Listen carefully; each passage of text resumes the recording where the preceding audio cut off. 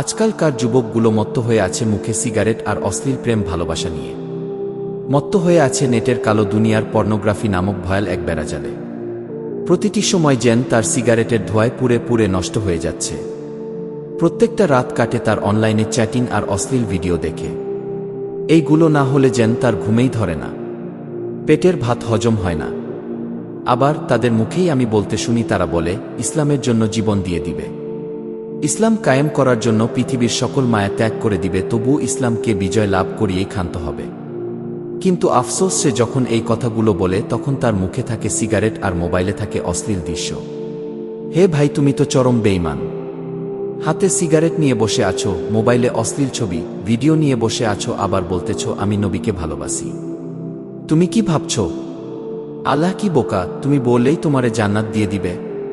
তুমি কি কখনো পড়নি? তুমি কি কখনো কোনো ওয়াজ মাহফিল কিংবা কোনো হুজুরের মুখে শোনোনি?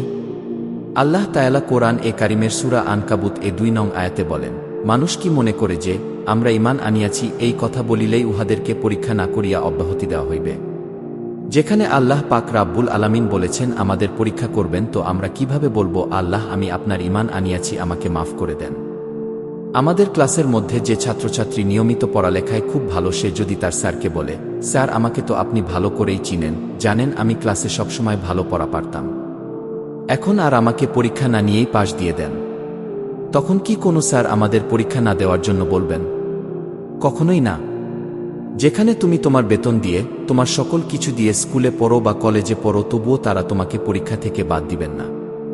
সেখানে যে মহান রব আমাদের অক্সিজেন দেন বেঁচে থাকার জন্য, খাবার দেন শরীরে শক্তির জন্য, সেই মহান রবকে আমরা কি শুধু ঈমান আনিয়াছি বলে রক্ষা পাব?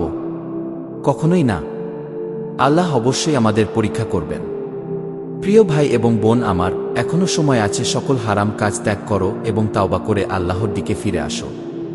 আল্লাহ পাক তোমাকে ও আমাকে ইসলামের পথে ফিরে আসার তৌফিক দান করুক।